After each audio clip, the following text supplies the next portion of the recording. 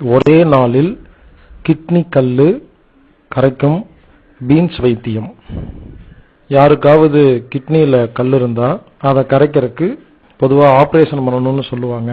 ஆனா இதுவரைக்கும் ஆபரேஷன் பண்ண எல்லாத்துக்குமே கொஞ்ச நாள் கழிச்சு மறுபடியும் இன்னொரு கல் வந்துடும். சில பேர் சொல்லுவாங்க, நான் இதுவரைக்கும் 3 முறை ஆபரேஷன் பண்ணிருக்கிறேன்னு சொல்லுவாங்க. ஏன் 3 முறை ஆபரேஷன் பண்ணாங்கன்னு கேட்டா, முதல் முறை கல்லு வந்ததுக்கு காரணம் என்ன அப்படின்னு கண்டுபிடிச்சு அதை சரி பண்ணியிருந்தா மறுபடியும் அடுத்த கல்லு வந்திருக்காது. அதை விட்டுட்டு இருக்கிற கல்லை எடுக்கிறதுக்கு ஆபரேஷன் பண்ணா அந்த மனிதன் செய்யற தவறுனால மறுபடியும் இன்னொரு கல் வருது. அதனால நிரந்தரமா கிட்னி கல்லை கரைக்கிறதுக்கு ஒரு ஐடியா. இதுக்கு பீன்ஸ் வைத்தியம்னு பேரு. யாருக்காவது கிட்னியில கல் இருந்தா இப்ப நான் சொல்ற மாதிரி செய்யுங்க. ஒரே நாள்ல கல்லு காணாம போயிடும். நீங்க ஸ்கேன் பண்ணி பாத்தீங்கன்னா அந்த கல் இருக்காது. 1/2 கிலோ பீன்ஸ் எடுத்துக்கணும். பீன்ஸ்னா சோயா பீன்ஸ் கிடையாது, சாதாரணமா பீன்ஸ் காய், அமெரிக்கன் பீன்ஸ்னு சொல்லுவாங்க. 1/2 கிலோ பீன்ஸ் எடுத்துக்கணும். அதுல இருக்கிற விதையெல்லாம் வெளியே எடுத்துடணும். சின்ன சின்னதா கட் பண்ணணும். ஒரு 2 லிட்டர் தண்ணியில இந்த பீன்ஸை போட்டு 2 மணி நேரம் அடுப்புல சூடு பண்ணணும். கேஸ் ஸ்டவ்ல வைக்கணும். கேஸ் ஸ்டவ்ல சிம்மில் எரியணும். அதாவது கொஞ்சமா தான் எரியணும், நிறைய எரியக்கூடாது. இல்ல விறகடுப்புல வைக்கிறதா இருந்தா தீ கொஞ்சமா இருக்கணும், சீக்கிரமா வேகக்கூடாது, கொஞ்சம் கொஞ்சமா வேகணும். இப்படி 2 மணி நேரம் வச்சுட்டு அந்த பீன்ஸையும் தண்ணியையும் மிக்சியில போட்டு நல்லா கூழ் மாதிரி அரைச்சிடணும். அதுக்கப்புறம் ஆறின உடனே எடுத்து குடிச்சிடணும். அன்னைக்கு ஒரு நாள் லீவ் போட்டிருக்கணும். இந்த பீன்ஸ் கூழை குடிச்ச உடனே அந்த நிமிஷத்துல இருந்து 3 மணி நேரத்துக்குள்ள 3 லிட்டர் தண்ணி குடிக்கணும். 1 மணி நேரத்துக்கு 1 லிட்டர் தண்ணி கணக்கு வச்சுக்கிட்டு கொஞ்சம் கொஞ்சமா குடிச்சு 3 மணி நேரத்துல 3 லிட்டர் தண்ணி குடிச்சா அப்புறம் இருந்து யூரின் போறத ஒரு டப்பால எடுத்து பார்க்கணும் கல்லு வந்திருக்காருன்னு. அன்னைக்கு நைட்டுக்குள்ள கல்லு வெளியே வந்துடும். அதுக்கப்புறம் 3 மணி நேரத்துக்கு அப்புறமா சாதாரணமா குடிக்கிறத விட கொஞ்சம் தண்ணி ஜாஸ்தியா குடிச்சுக்கிட்டே இருக்கணும். அடுத்து ரெஸ்ட் எடுக்கணும், ஃப்ரீயா இருக்கணும், அன்னைக்கு எந்த வேலையும் பார்க்க கூடாது. இப்படி ஒரே ஒரு நாள் இந்த வைத்தியத்தை செஞ்சா கிட்னி கல்லு கண்டிப்பா கரையும். இந்த டெக்னிக்கை பயன்படுத்தி இதுவரைக்கும் நிறைய பேர் குணமாயிருக்கிறாங்க. நிறைய பேர் எனக்கு போன்ல கூப்பிட்டு ஒரே நாள்ல கிட்னி கல்லு கரைஞ்சிருச்சு, ஸ்கேன் ரிப்போர்ட்ல பார்க்கும்போது இல்லைன்னு சொல்லிட்டு இருக்காங்க. ரொம்ப சந்தோஷமா இருக்கு. அதனால இனிமேல் நாம கிட்னி கல்ல கரைக்கிறதுனா இந்த வைத்தியத்தை பயன்படுத்தலாம். இது கிட்னி கல்லு கரையிறதுக்கு தான் வைத்தியம்.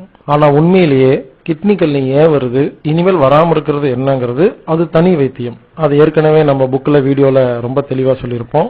இருந்தாலும் இங்க இன்னொரு முறை பார்க்கலாம். கிட்னி கல்லு வர காரணம் என்னன்னா, 1 உப்பு அதிகமா சாப்பிட்டா வரும், 2 உப்பு கம்மியா சாப்பிட்டா வரும், 3 தண்ணி அதிகமா குடிச்சா வரும், 4 தண்ணி கம்மியா குடிச்சா வரும், 5 மனதில் பயம் இருந்தா வரும், 6 காத்தோட்டம் இல்லாத இடத்துல படுத்திருந்தா வரும், 7 கொசுவத்தி பயன்படுத்தினா வரும், 8 ஏசி ரூம்ல இருந்தா வரும். அப்போ இனிமேல் நமக்கு கிட்னிகள் வராம இருக்கணும்னா ஏசி ரூமை பயன்படுத்துறத தவிர்க்கணும். கொசுவத்திகள் தயவு செய்து பயன்படுத்தவே கூடாது.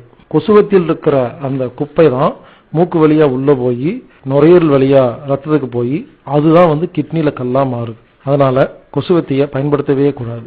மனதில் பயம் இருந்தா கிட்னில கல்லு வரும். அப்போ மனதில் உள்ள பயத்தை சரி பண்றது எப்படிங்கறத இந்த மாத பத்திரிகையில வேறொரு கட்டுரையில தெளிவா சொல்லியிருப்போம். அதை பார்த்து பயத்தை குறைச்சிக்கங்க. அடுத்தது, உங்க நாக்கு எவ்வளவு உப்பு கேட்குதோ அந்த உப்பை ஒழுங்கா சாப்பிடணும். உப்பு கம்மியாகவும் இருக்கக்கூடாது, அதிகமா இருக்கக்கூடாது. பொடி உப்பு பயன்படுத்தாதீங்க, கல்லுப்பு மட்டுமே பயன்படுத்துங்க. கல்லுப்பை சட்டியில போட்டு வறுத்து பயன்படுத்துங்க. அது ரொம்ப ரொம்ப நல்லது. தண்ணி அதிகமா குடிக்கக்கூடாது, கம்மியாகவும் குடிக்கக்கூடாது. எப்ப தாகம் எடுக்குதோ ஆசிரியரை குடிக்கணும். ஒரு நாளைக்கு இவ்வளவுதான் தண்ணி அப்படின்னு கணக்கெல்லாம் போட்டு குடிக்க கூடாது. ஆடு மாடு மாதிரி நாம தண்ணி எப்ப தாகம் எடுக்குதோ அப்ப குடிக்கணும். இப்படி இந்த விஷயங்களை ஒழுங்குபடுத்தினா இனிமேல் நமக்கு கிட்னில கல்லு வரவே வராது. பொதுவா கிட்னி கல்லுக்கான அடிப்படை காரணமே இந்த 7 விஷயம் இல்லாம இன்னொரு முக்கியமான விஷயம் இருக்குது. அதிகமா பேசுறது. டீச்சர், சொற்பொழிவாளர்கள், பேச்சாளர்கள், டெலிகாலிங் பண்றவங்க, இவங்களுக்கெல்லாம் பாருங்க கிட்னில கல்லு வரும்.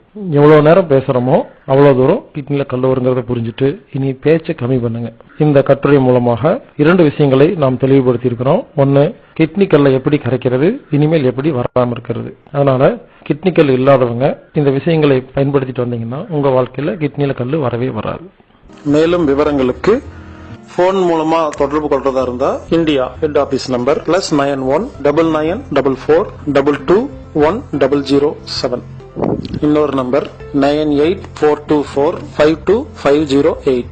இமெயில் மூலமா கான்டாக்ட் பண்றதா இருந்தா anatomictreatment@gmail.com ANATOMICTREATMENT இல்லைன்னா healerbhaskar@gmail.com HEALERBASKAR@gmail.com anatomictherapy.org அப்படிங்கிற வெப்சைட்லயோ anatomictherapyfoundation.com அப்படிங்கிற வெப்சைட்லயோ நீங்க எல்லா விஷயங்களையும் தெரிஞ்சுக்கலாம்.